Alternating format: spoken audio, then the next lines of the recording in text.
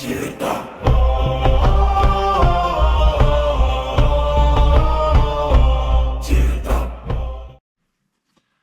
folks, welcome to Tyrdom, and tervetuloa to all my Finnish viewers.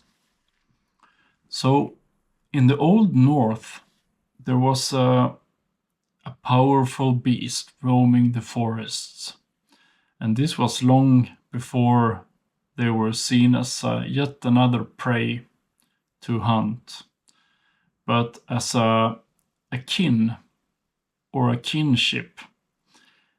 Because in the Finnish culture, the bear was just not another animal of the forest. It was seen as a relative or a metsenväki, a spirit of the forest. You could say that it was almost seen as another human. And it was believed that through the bear, you could get a glimpse of the whole world or even beyond this world.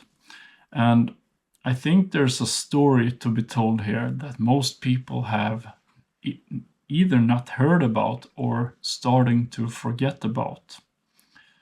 And this is a story about one of the oldest layers of humanity, actually. Long before there were any written myths or long before there was any structured religion to be spoken of, and before the world was divided between nature and human culture, people lived inside a reality that is very different to our modern reality today. And this was a time long before the forest was a scenery or a backdrop to life. It was life itself, the presence of life.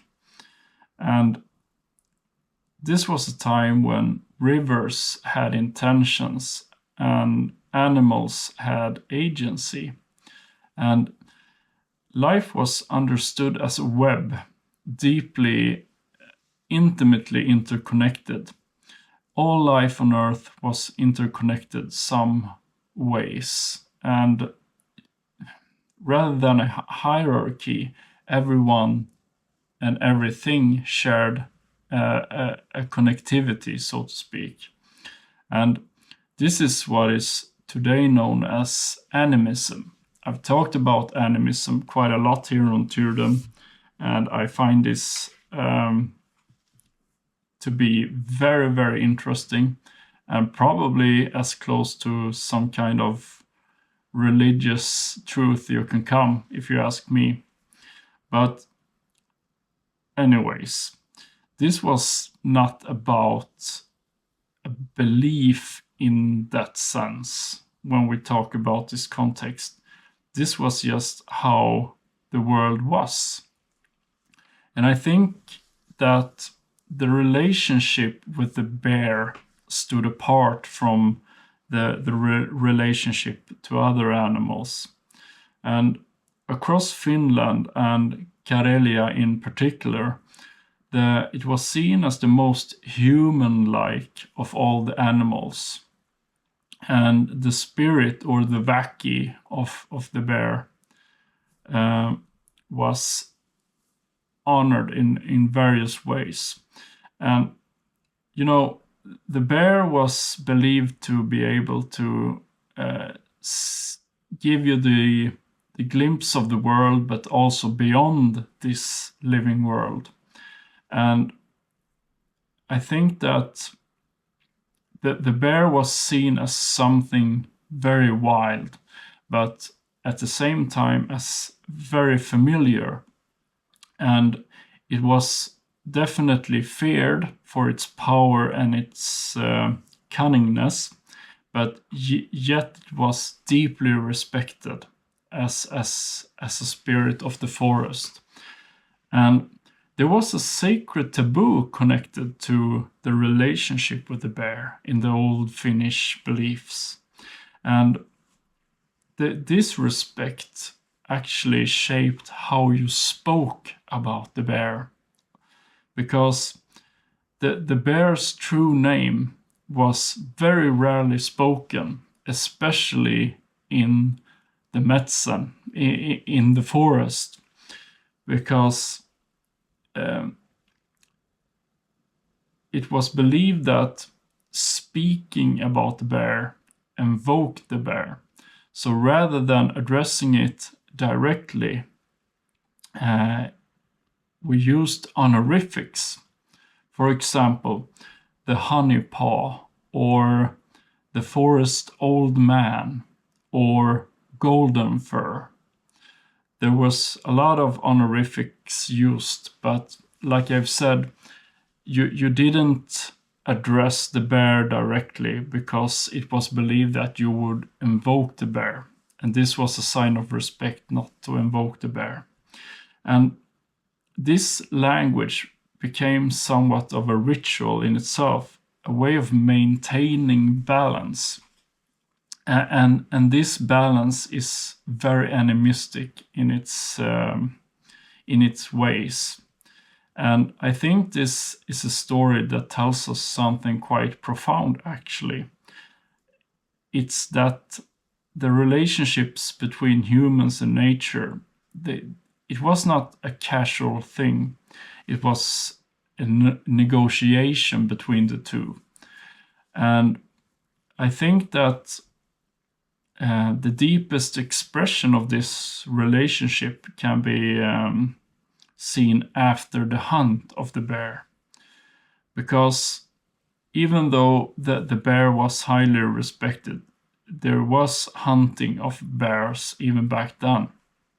And when a bear was killed, it was not celebrated as the trophy hunters you can see, as a conquest or taming of the wild. It was rather treated as an event that required explanation and ceremony to the Matsenväki, the forest spirit. And it was called the Karhunpeijaiset. It basically translates roughly to the bear's feast. And it was held in honor of the bear's spirit. So this wasn't something that people took lightly on. It was a proper celebration to celebrate the spirit of the bear. And we know that the celebrations was, you sang songs, you told stories about the bears and the bear's explorations in this world and the next world. And the bear was deeply thanked. And this was not just done as symbolism. This was sincerely, the meaning was sincere behind all of this. And there's some things connected to this. Oftentimes the skull of the bear was placed in a tree facing back towards the forest. And it was a gesture of a return to the forest rather than an act of dominance. And it was believed that this very ritual restored the balance that you had moved by killing the bear. And taking life basically created a moral depth, you could say, to the Matsenväki. And it had to be addressed. And placing the skull in the tree facing the forest was a way to restore this balance. And I oftentimes refer to the Kalevala, and this time will be no different. But in the Finnish epic Kalevala, the bear is not described as yet another animal either. It's said to be born in the heavens themselves, and rocked in a cradle of clouds and lowered gently into the forest of the north. Very poetic, I would say. And the origin here kind of matters because it shows that the bear was never seen as merely biological. It ascended to the biological rather. It carried a trace of the sacred, of that, if that makes sense. And I think that when looking at the bear in this context, you get the relevance and the expression of this relevance in Finnish and especially Karelian tradition, because it kind of echoes the same intuition that can be found across the broader north as well. Because I've talked about this many times, that we have spillover effects between Scandinavia and Finland and the Germanic tribes. And it's a shared recognition that the bear stood closer to the human world. And we can see signs of this in Sweden and Norway as well.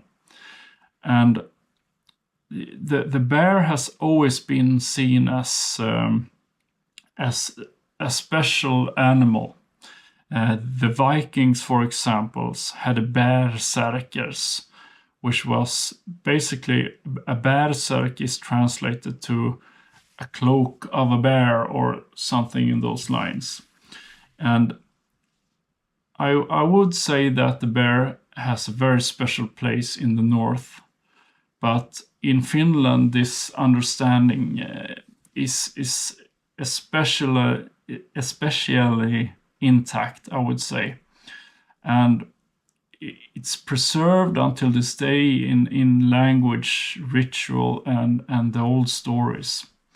And I think there's a learning lesson here, like always here on Tyrdom. I think that from a modern perspective, these traditions that I've just referenced to can be seen as very primal and distant, even primitive, like I've talked about the other day here. But if we take a step back and actually observe it, I think there's a moral framework to be seen here.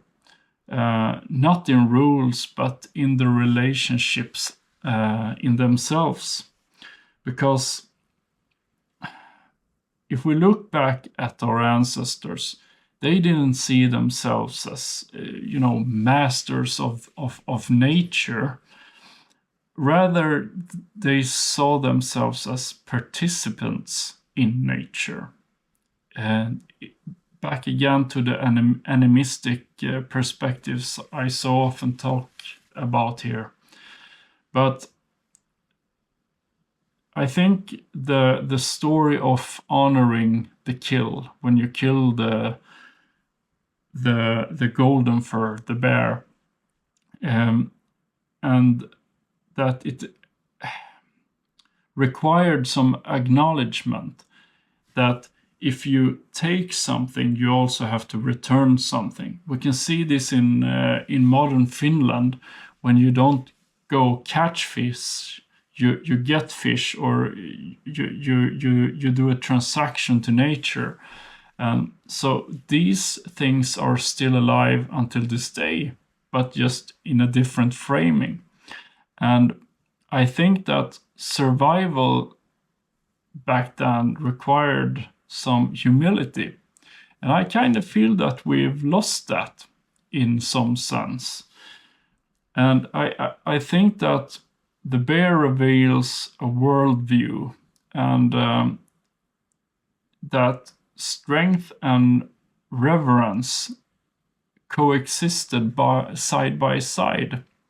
And I think there's something to be said for this, and something that we all should ruminate about, that these two are a balance factor that we need to and should incorporate into our modern lives as well. But today we live in a different world, a world where nature itself is very measured. It's managed by us humans, and it's basically a resource that we look at this as something to be extracted from.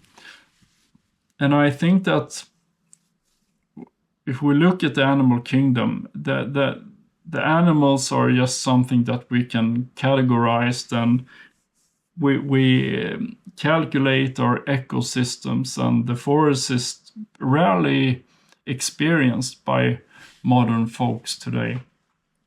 But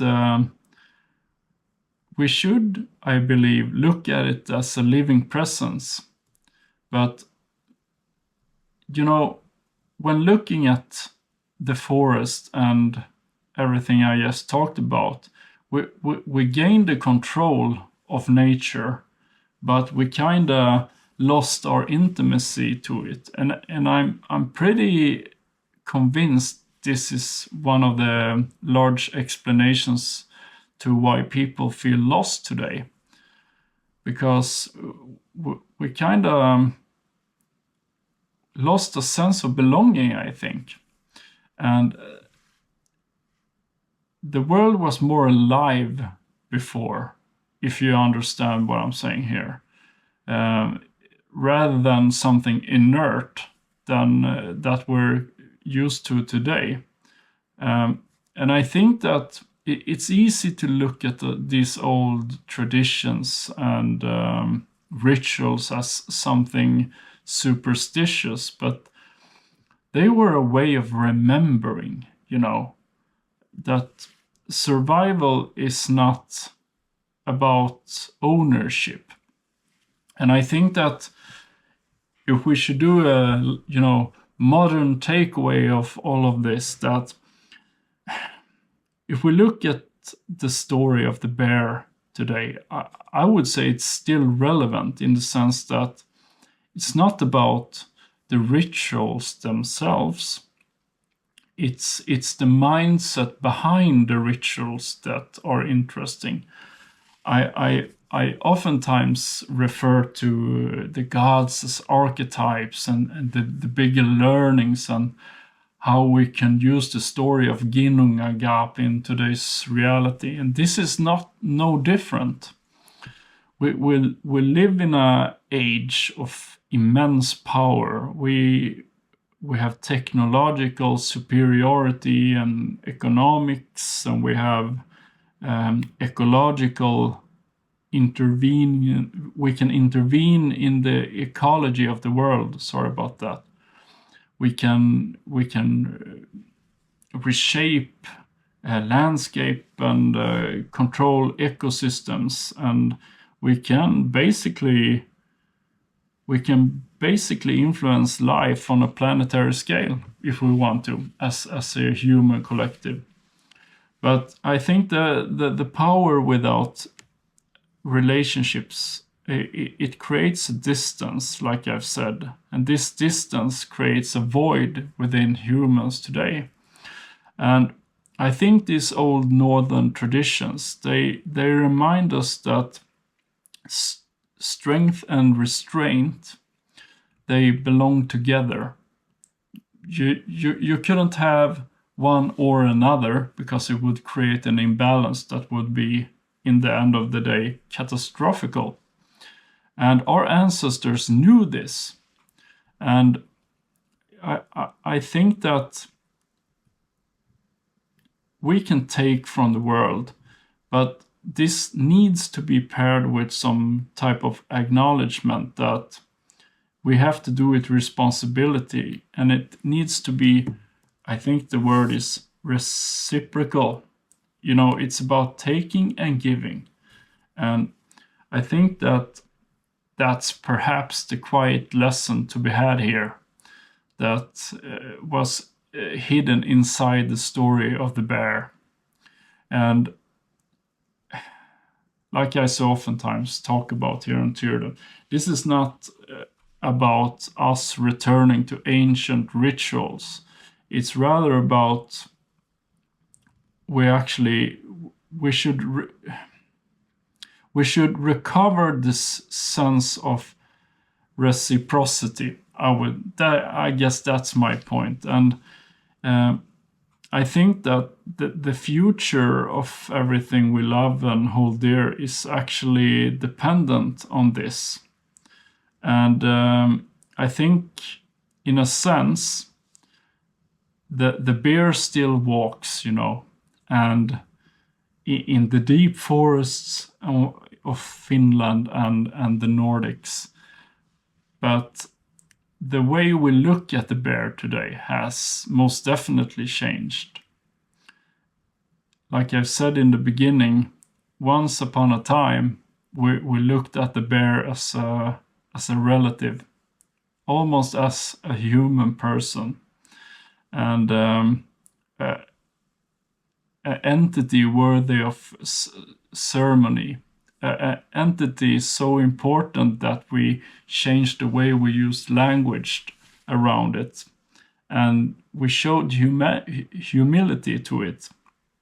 And I think that perhaps the lesson is not that we should return to the past here, but what we should remember rather, what the rituals themselves revealed. And when the bear was sacred, the world was not a smaller place. It was just more alive. And I think that says something.